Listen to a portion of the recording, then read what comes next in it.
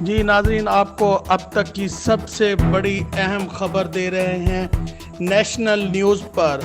وزیر اعلیٰ کے پی کے علی امین گنڈاپور 24 گھنٹے کے بعد اچانک کے پی کی اسمبلی میں پہنچ گئے ہیں۔ ارکان اسمبلی نے علی امین گنڈاپور کا پرتپاک استقبال کیا۔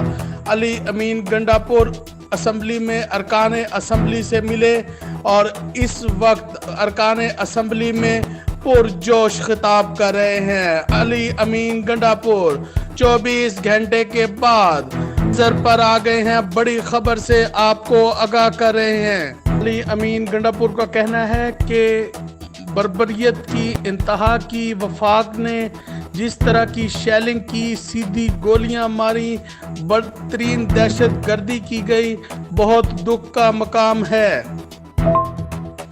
علی امین گنڈاپور نے کہا کہ یہ سوچ رہے تھے کہ جا نہیں سکتے، لیکن ہمارے ارادے پختہ تھے اور ہم نے پہنچ کر اپنا وعدہ عمران خان کے ساتھ نبھایا ہے۔